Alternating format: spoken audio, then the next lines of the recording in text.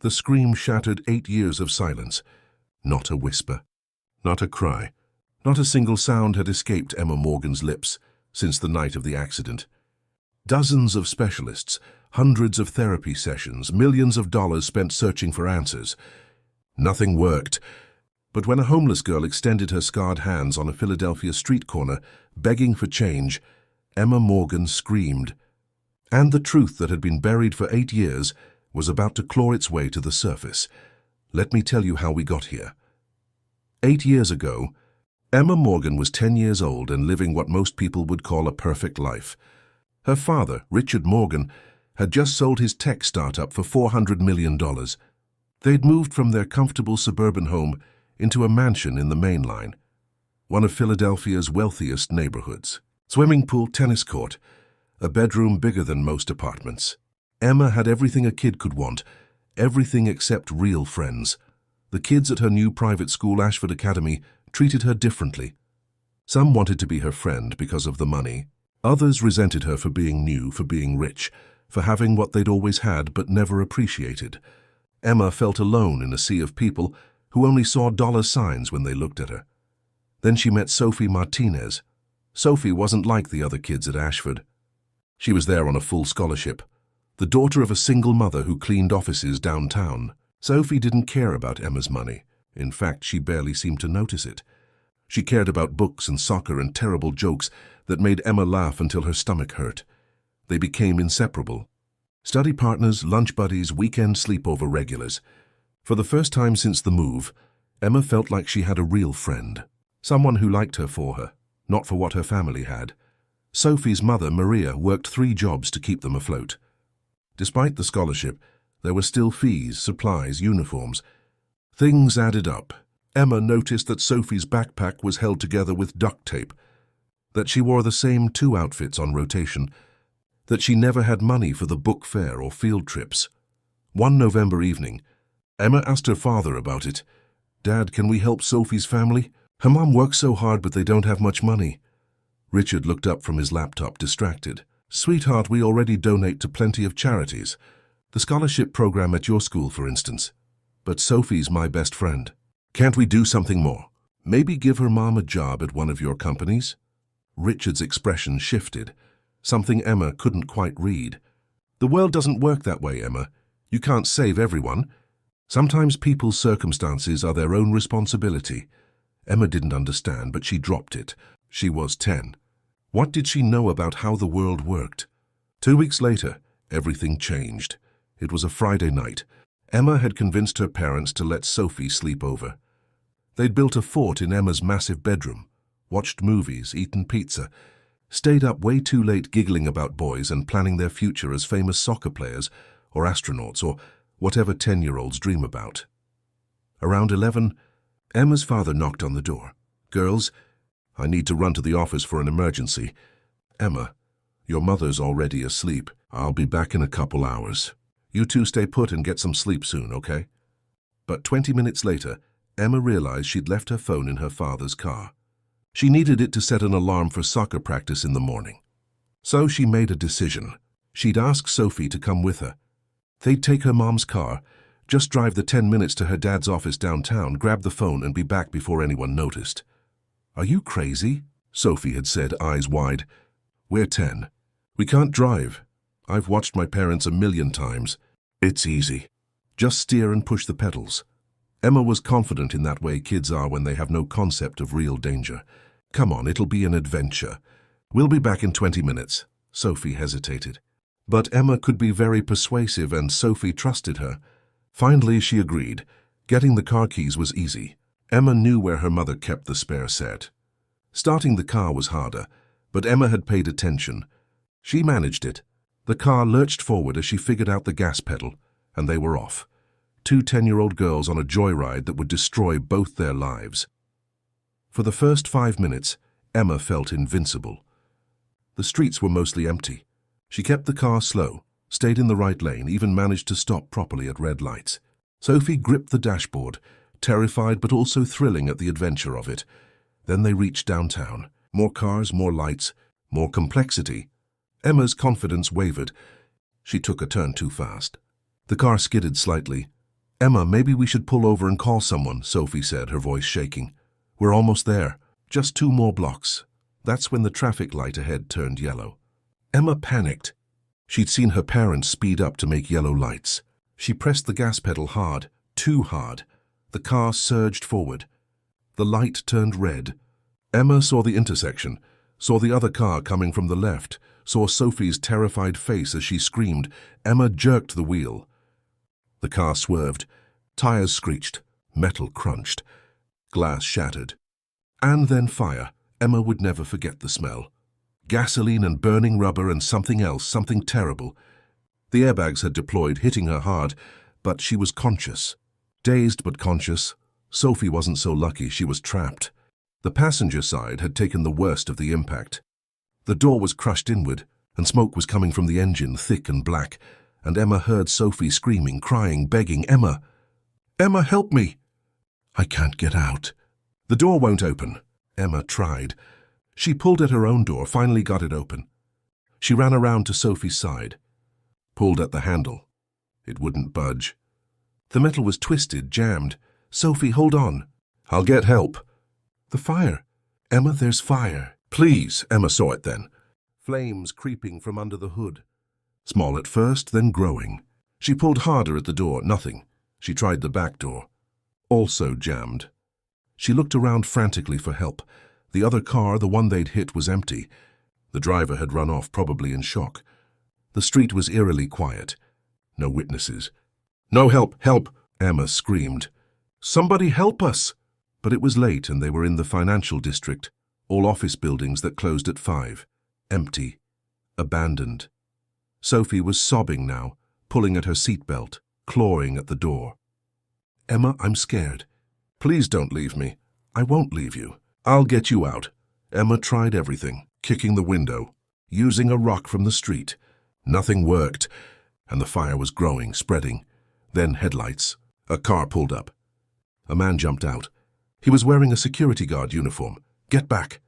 He yelled at Emma. He ran to the car, tried the door. Also couldn't open it.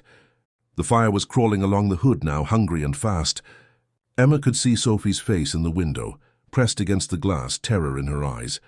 The security guard ran back to his car, grabbed something. A crowbar. He jammed it into the doorframe and pulled with all his strength.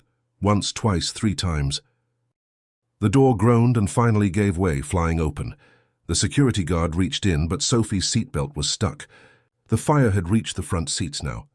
Emma watched in horror as the flames touched Sophie's hands as she tried to shield her face. Sophie screamed, a sound Emma would hear in her nightmares for the rest of her life.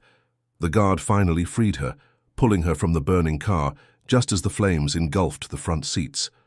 He dragged Sophie away from the wreckage and Emma ran to her friend. Sophie's hands. Oh God, her hands. The skin was red and blistering, already forming angry marks. Sophie was crying, going into shock. Emma knelt beside her, tears streaming down her face. "I'm sorry. I'm so sorry, Sophie. This is all my fault." More cars arrived. Someone had called 911. Sirens wailed in the distance. The security guard was checking Sophie, telling her to stay awake, stay calm. Then another car screeched to a stop. Emma's father jumped out, his face white as a sheet. "Emma! Oh my God, Emma!" He ran to her, grabbing her shoulders, checking her for injuries. "Are you hurt?" "What happened?" "Dad, I'm sorry. I took Mom's car. I just wanted to get my phone and I—" "You what?" His voice was strangled with shock and fear. The ambulance arrived. Paramedics rushed to Sophie, started treating her burns immediately. Emma tried to stay with her, but her father pulled her back. "Sir, we need to take the girl to the hospital," one paramedic said. "Are you the parent?" "No, Richard started. "I'm Emma's dad. This is Sophie. Her mom is Maria Martinez." Emma rattled off Maria's phone number, which the paramedics wrote down. As they loaded Sophie into the ambulance, she looked at Emma. Even through the pain, even in shock, there was something in her eyes. Not blame exactly, just sadness, betrayal, loss. The ambulance pulled away, sirens blaring. That's when Emma's father turned to her. His face twisted with an emotion she'd never seen before. Fear. Real. Genuine fear. "Emma, listen to me very carefully. You cannot tell anyone you were driving that car. Do you understand?" But Dad, no buts. If anyone finds out you were driving, you'll be taken away. Foster care, juvenile detention. Our family will be destroyed. Your mother will be devastated. Do you understand what I'm saying? Emma was shaking, crying. Sophie's hurt because of me. We'll take care of Sophie. I promise. I'll make sure she gets the best medical care, that her family is taken care of. But you have to stay quiet about what really happened. Richard Morgan was already thinking, planning. He spoke to the security guard, the one who'd saved Sophie. Emma watched as her father handed him something. Money, a lot of it. They talked in low voices. The security guard kept shaking his head, but Richard was persistent. More money, more promises. Finally, the guard agreed to something. Emma didn't know what. She was in shock, her mind replaying Sophie's screams over and over. By the time the police arrived, Richard had crafted a story. The car had been stolen. Some teenagers had taken it for a joyride, crashed it and run off. Emma and Sophie had been walking nearby, seen the crash, and Sophie had tried to help get someone out of the car and been burned. It was a lie, a complete fabrication. But Richard Morgan had money and influence, and a way of making people believe what he wanted them to believe. The police took statements. They seemed suspicious, but there was no evidence to contradict Richard's story. The security camera on the nearest building had conveniently malfunctioned that night. Richard had already checked. Emma was taken home. She didn't sleep. She couldn't. She kept seeing Sophie's hands, the fire, hearing her screams. The next morning, Richard sat Emma down. Sophie is going to be okay. The burns are serious, but she'll recover. Her mother has been informed, and I've already spoken with them. I'm going to pay for all of Sophie's medical care, everything. The best specialist, plastic surgery for the scarring, whatever she needs. Can I see her? Emma asked, her voice small. Not yet. She needs to focus on healing. And Emma, about what happened. We're going to stick to the story I told the police. Do you understand? But it's not true. I was driving. It's my fault. If you tell the truth, everything falls apart. Sophie's family could sue us. The police would charge you. Your mother would be implicated for negligence. Think about Mom, Emma. Think about what this would do to her. Emma thought about her mother, kind and gentle, who loved her more than anything. The guilt was crushing. What about Sophie? She knows the truth. Sophie is being taken care of. Her family will receive a very generous settlement, enough to never worry about money again. They'll have a new house, money for Sophie's education, everything. In exchange, they'll sign an agreement. A non-disclosure agreement. They won't talk about what really happened. You're paying them to lie. I'm paying them to move forward with their lives. Emma, this is how the world works. You made a terrible mistake, a child's mistake. But if we handle this wrong, it ruins everyone's life. This way, Sophie gets everything she needs, her family is secure, and you get to have a future. No one has to know what really happened. Emma felt sick, but she was 10 years old, scared, and her father was so convincing. So she nodded. She agreed. Sophie spent 3 weeks in the hospital. Emma wanted to visit, but her father said it was too risky. Better to let things settle, give Sophie space to heal. When Sophie was finally released, Emma tried to call her. Sophie's number was disconnected. She tried going to Sophie's old apartment. They'd moved. Her father admitted he'd helped them relocate to a better neighborhood as part of the settlement. Emma went back to school, but Sophie never returned to Ashford Academy. Emma asked her father where Sophie had gone. Her family decided it would be better for her to have a fresh start. New school, new neighborhood. Let her heal away from reminders of the accident. Did I do that? Did I make them leave? Richard hesitated. You made a mistake, Emma. A serious one. But we're fixing it. Sophie is going to have a good life. Better than before, actually. Her family has financial security now. You gave them that. But Emma knew the truth. She hadn't given them anything. She'd taken everything. Sophie's trust, her safety, her normalcy. The money was just a band-aid on a wound Emma had caused. That night, Emma tried to tell her mother what really happened. She opened her mouth to explain, to confess, to ask for forgiveness. But the words wouldn't come, because if she told the truth, she'd destroy her mother, her father, her family. And Sophie's family had already agreed to the lie. They'd taken the money, signed the papers. If Emma spoke now, it would all be for nothing. So Emma closed her mouth, and she kept it closed. Days passed. then weeks. Emma didn't speak, not to her classmates, not to her teachers, not even to her parents. At first, everyone thought it was trauma from witnessing the accident. The school counselor said it was normal, that Emma would speak when she was ready. But weeks became months, and Emma remained silent. Richard and Catherine Morgan took their daughter to every specialist in Philadelphia, then New York, then Boston. Psychologists, psychiatrists, speech therapists, neurologists, everyone had theories.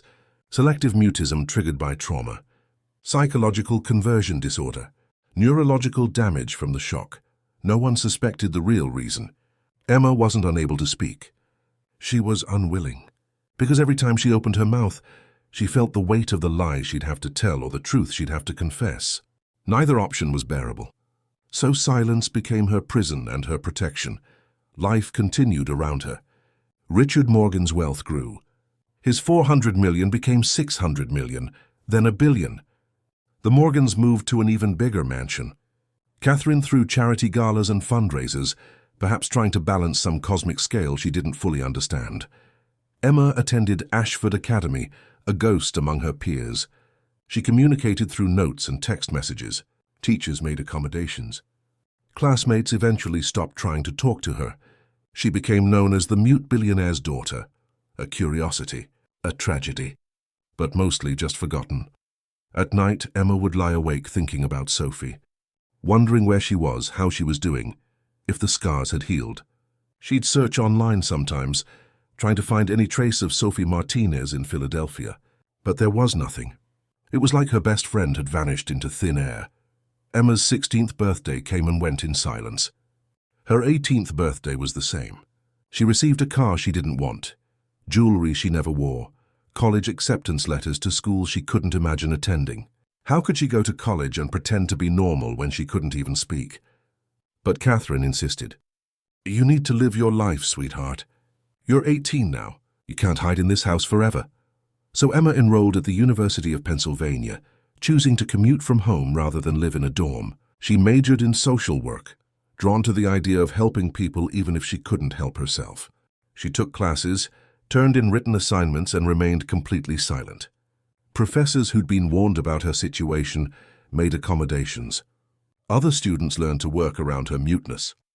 It was during her first semester that Emma started volunteering. A requirement for one of her classes was 20 hours of community service.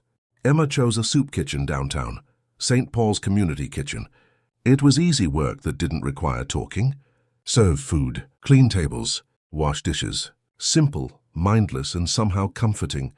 She went every Saturday morning watching the parade of people who came through. Men and women who'd lost jobs, lost homes, lost hope. Kids who shouldn't have to worry about where their next meal was coming from. Emma served them silently, and they accepted her silence without question. In the world of the homeless and hungry, everyone had their own traumas.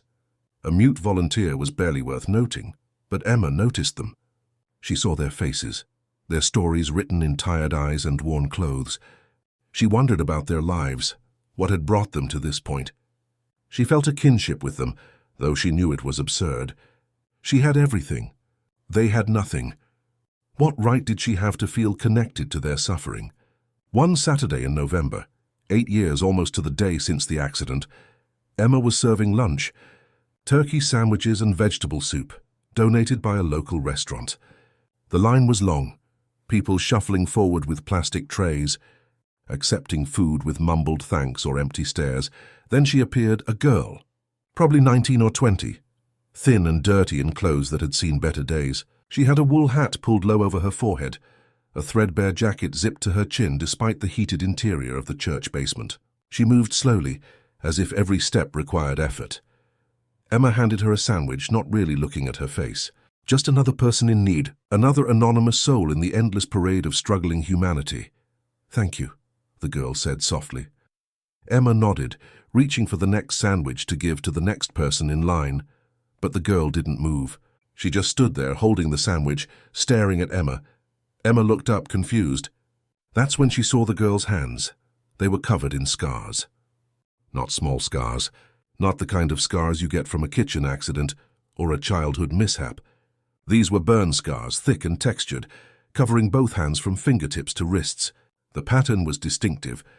On the right hand, the scars formed an almost web-like pattern. On the left, they wrapped around the wrist like a bracelet of damaged tissue. Emma's world tilted.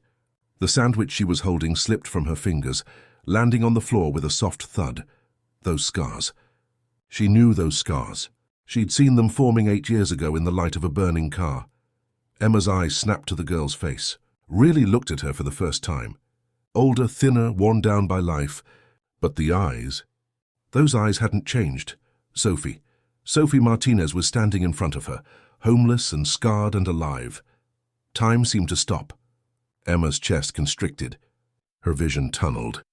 8 years of buried guilt and horror and grief crashed over her like a tsunami.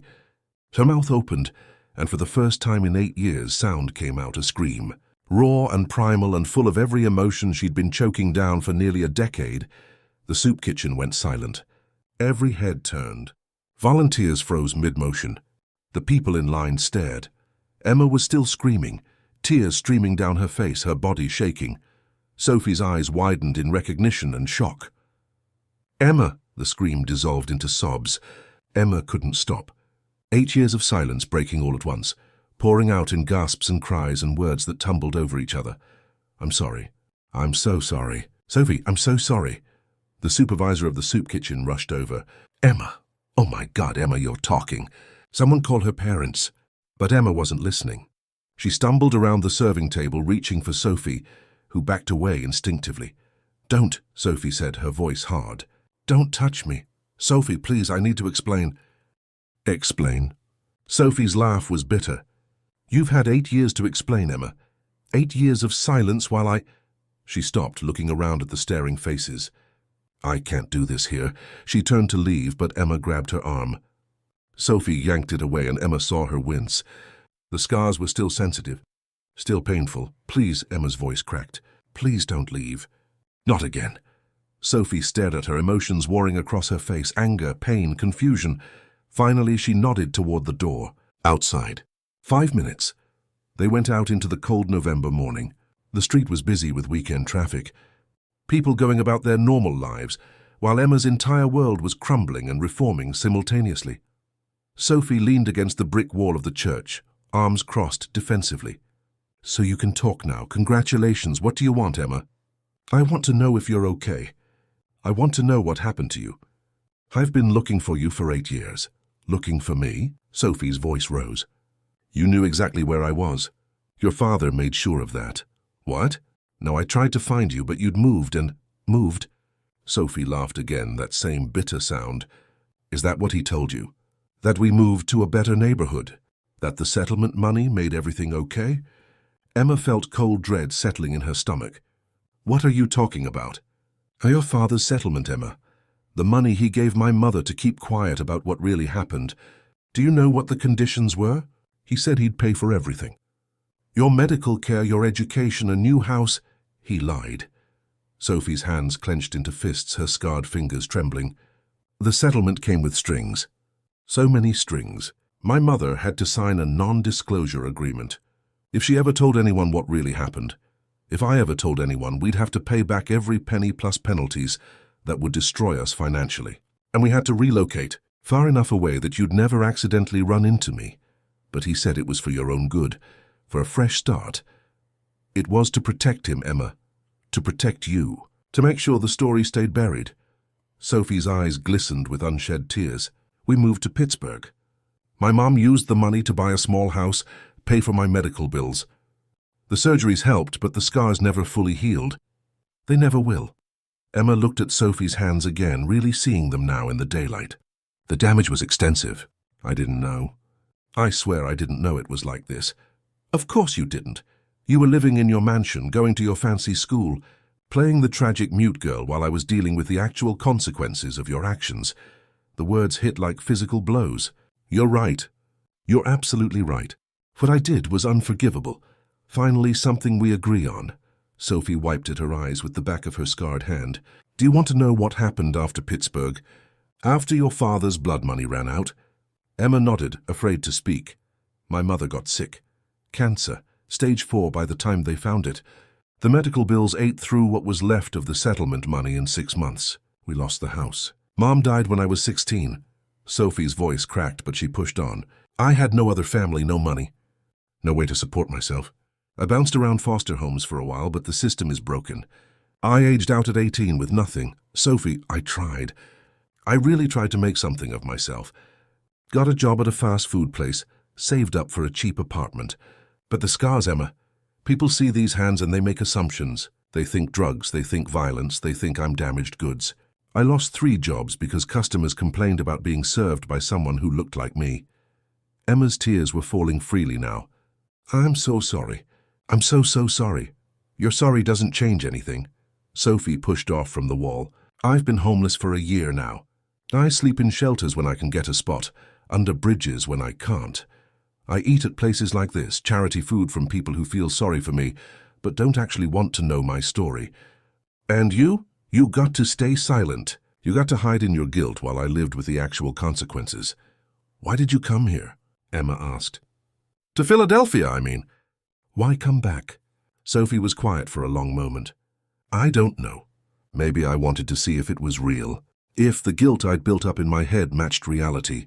If maybe somehow you'd suffered even a fraction of what I did. She looked at Emma, really looked at her. But you didn't, did you?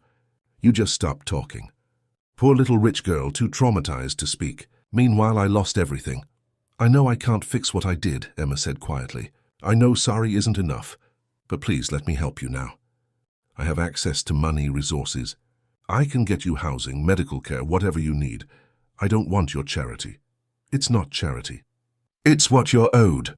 What you should have had all along if my father hadn't... Emma stopped, a realization hitting her. The settlement. He lied about that too, didn't he? About how much you got. Sophie looked away, which was answer enough. How much did you actually get?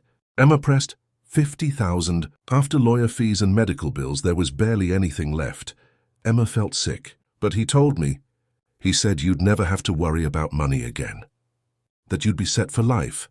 He lied, Emma, about everything. About the amount, about the house, about taking care of us. He gave us just enough to stay quiet and disappear. That's it. The pieces were falling into place. All those years, Emma had lived with the guilt, but also with the belief that at least Sophie was okay. That the money had made things bearable. But it had all been another lie.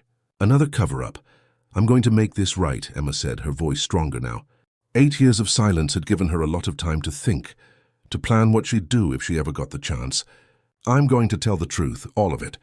What really happened that night, what my father did, what I did, everything. Are you insane? Sophie's eyes widened. If you do that, your family loses everything. Your father goes to jail. You might go to jail. Is that really what you want? What I want doesn't matter. What matters is the truth. You deserve justice, Sophie. Real justice, not hush money and forced silence. Justice won't change what happened to me. It won't bring back my mother or give me back 8 years of my life. No, Emma agreed. But it might give you a future. A real one. And it might keep my father from doing this to someone else. Sophie stared at her, searching her face for something. Sincerity, maybe. Or proof that this wasn't just another Morgan manipulation. Why now? Sophie finally asked. Why not 6 years ago or 4?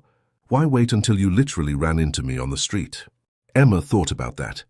Because I was a coward. I told myself that staying silent protected people, but really it just protected me. I didn't have to face what I'd done if I never talked about it. But seeing you just now, seeing what my silence cost you, I can't do it anymore. I can't keep choosing the comfortable lie over the hard truth. Sophie didn't respond right away. She just stood there, the November wind pulling at her threadbare jacket, her scarred hands shoved deep in her pockets. Finally she spoke. If you do this, Emma, there's no going back. Your life as you know it ends. Good, Emma said. That life was built on lies anyway. They exchanged phone numbers. Emma insisted on giving Sophie money for a hotel room, at least for a few nights. Sophie resisted at first, but finally accepted. Pride was one thing, but freezing on the streets was another. I'll call you tomorrow, Emma promised. After I talk to my father. He'll try to stop you. He'll say you're being emotional, irrational. He's good at that, I know. But I've had 8 years to prepare for this conversation. He won't change my mind. Emma went home to the Morgan mansion, the place that had been her gilded cage for so long. She found her father in his study as usual, working on his laptop, making more money, building more success on foundations of lies. "Dad, we need to talk." Richard looked up, and for a moment he didn't register that Emma had spoken. Then it hit him. His daughter, mute for 8 years, was standing in his doorway talking. "Emma? You're speaking?" He stood up, coming around the desk. "Sweetheart, this is amazing." "What happened?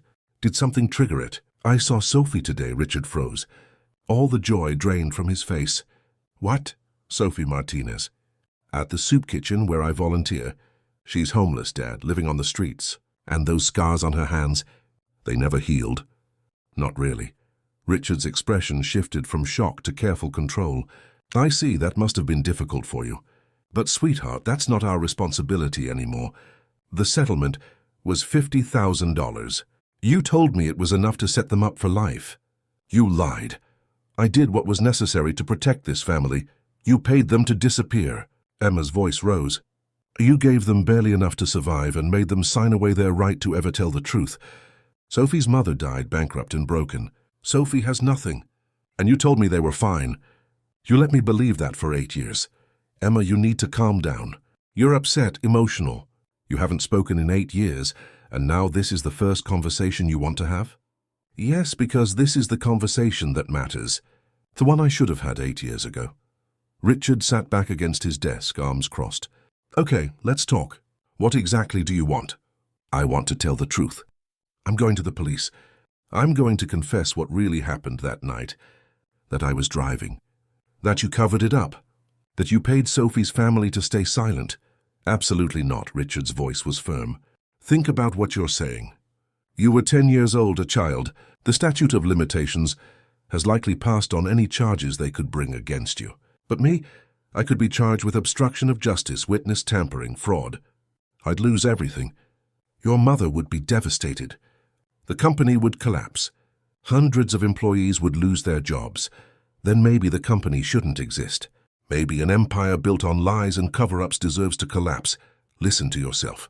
You're throwing away everything for what? Some misguided sense of justice? Sophie survived.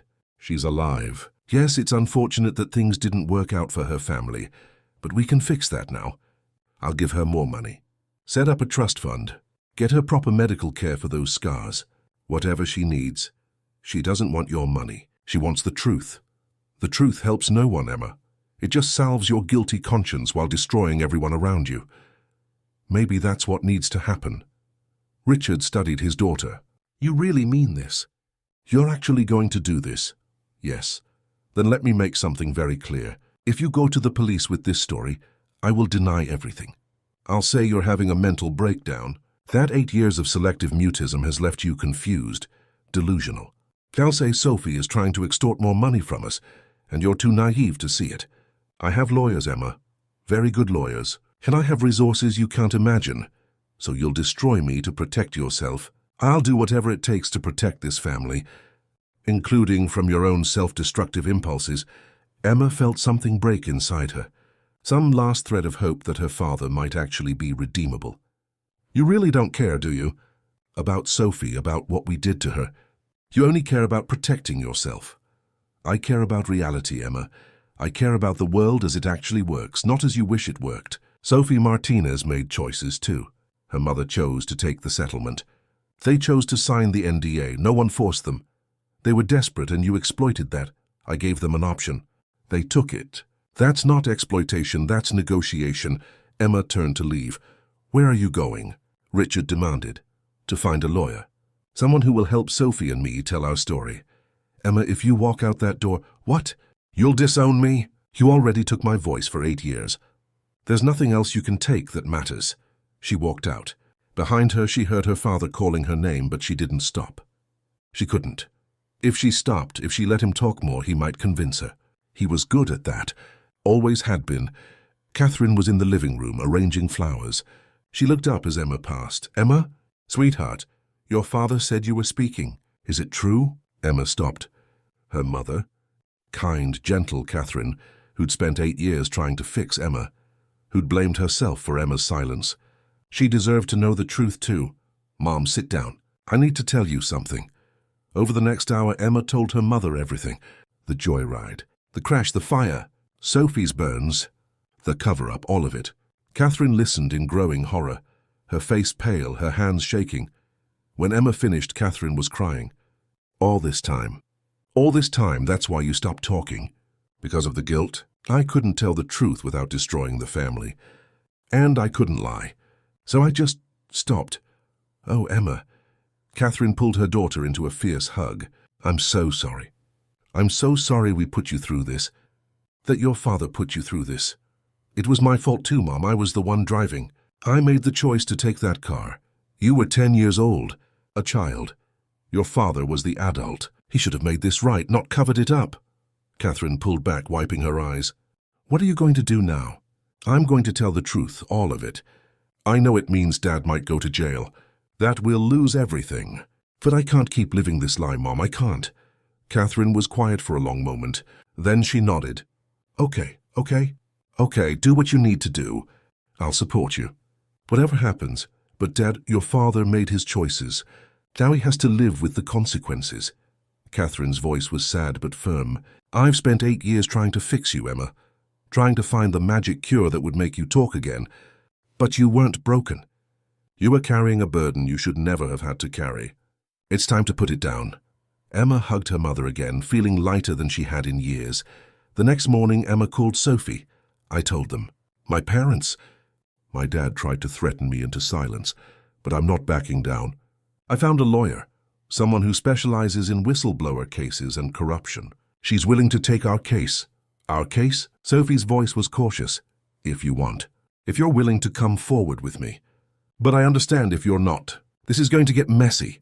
Sophie was quiet for a long moment. What's the lawyer's name? Emma gave her the information. She wants to meet with both of us tomorrow, to hear the whole story and figure out our options. Okay, Sophie said finally.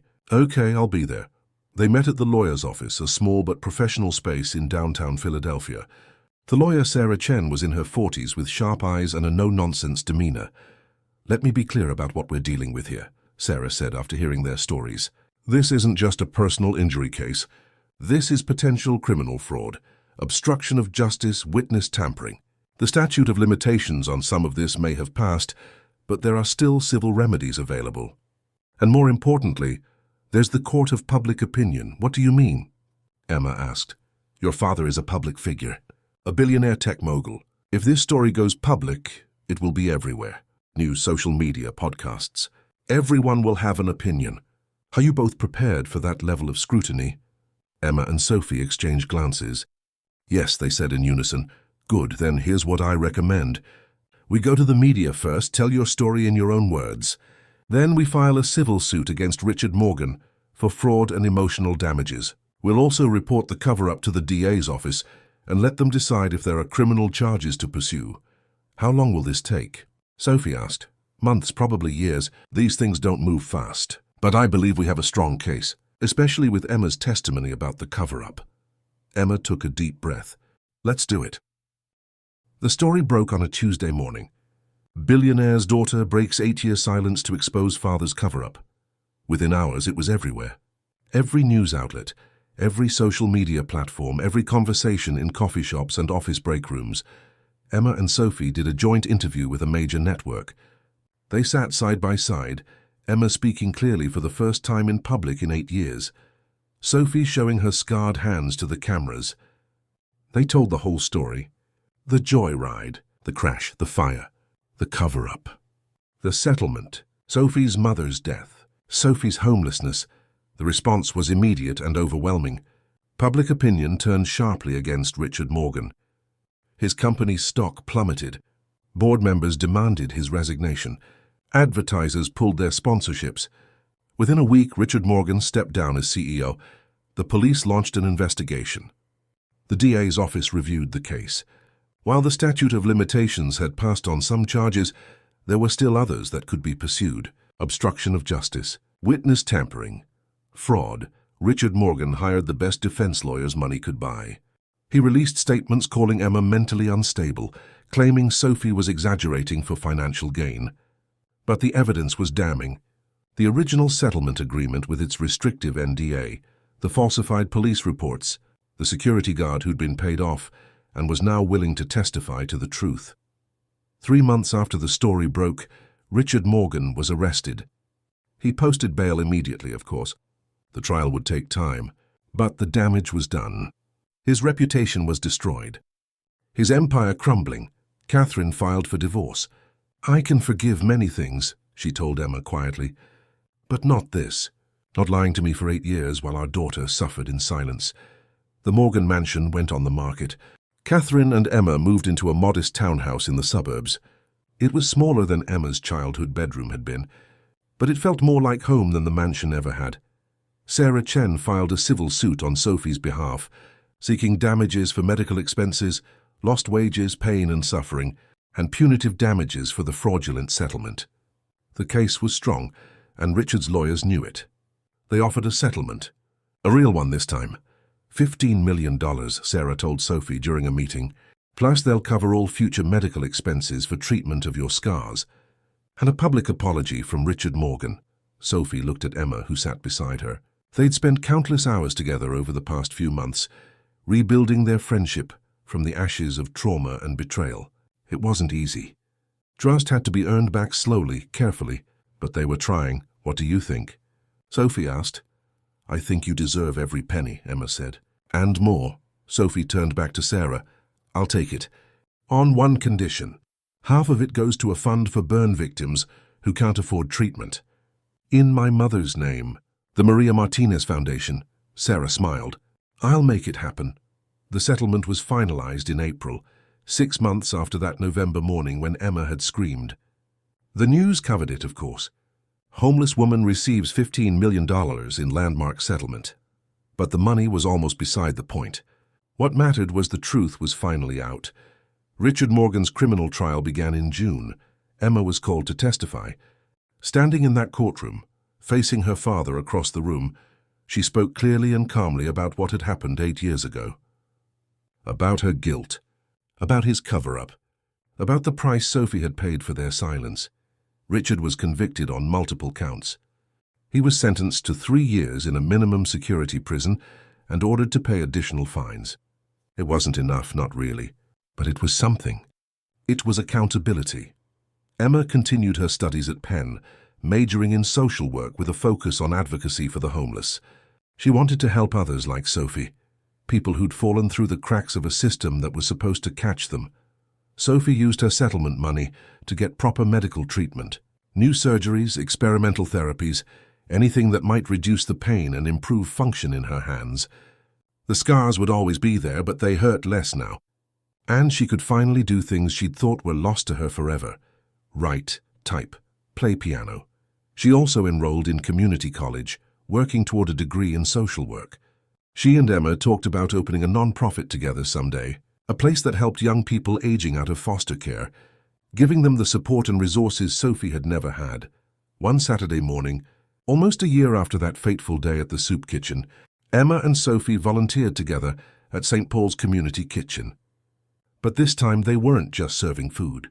They were talking to people, really talking, listening to their stories, connecting them with resources.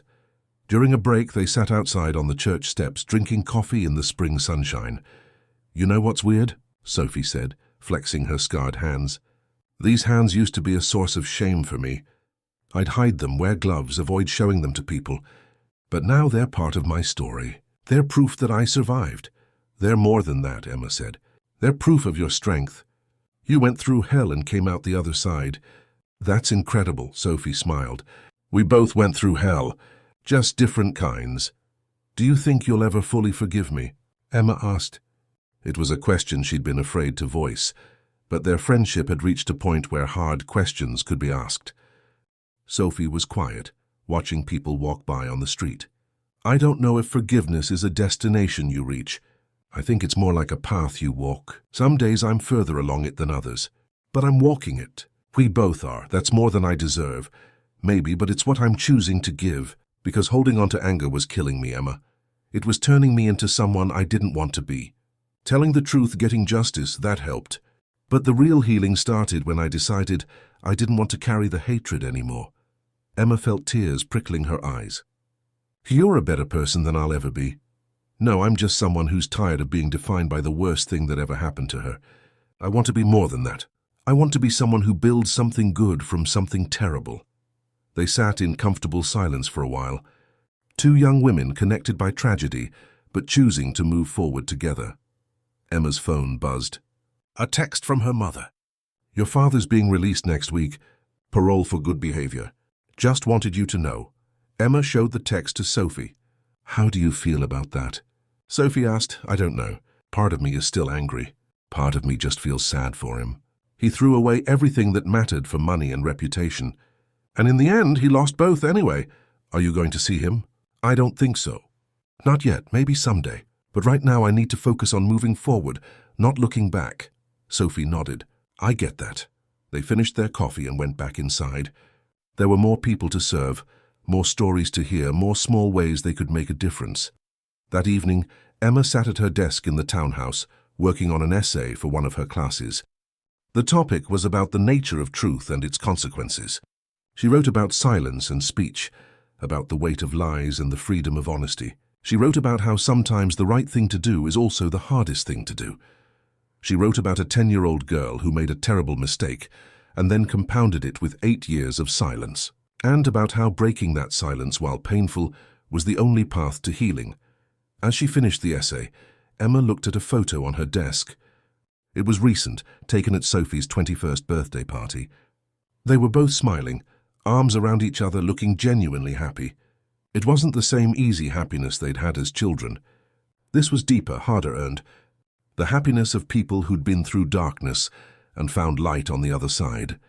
Emma's voice, silent for so long, had become her greatest tool. She used it to advocate for change, to tell difficult truths, to speak up for those who couldn't speak for themselves. The irony wasn't lost on her. She'd spent 8 years unable to speak, and now she couldn't stop. She had too much to say, too much to do. Sophie called that night. "Hey, did you see the news?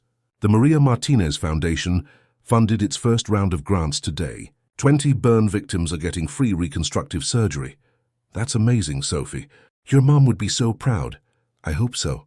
I think about her every day, you know. About how different things could have been if we'd gotten justice sooner. If she'd had proper support.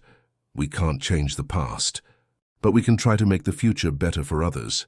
"Yeah, that's what I keep telling myself." Sophie paused. "Thank you, Emma, for everything.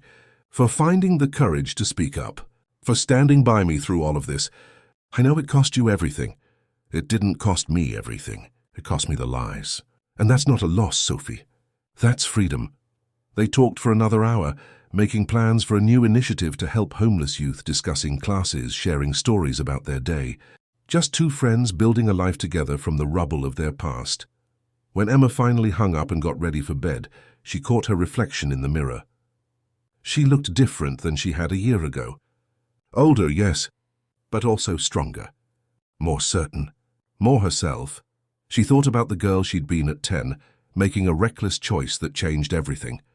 The girl she'd been for 8 years after, locked in silence and guilt. And the woman she was becoming now, using her voice to make a difference. It wasn't the life she'd imagined. But it was real. It was honest. It was hers. And for the first time in 8 years, Emma Morgan went to sleep with a clear conscience and hope for tomorrow. Because some truths, no matter how painful, are worth telling. And some silences, no matter how comfortable, need to be broken. That's how healing begins. Not with forgetting, but with facing. Not with silence, but with speaking. Not with hiding from the past, but with learning from it and doing better. Emma had found her voice, and she was going to use it to change the world, one truth at a time,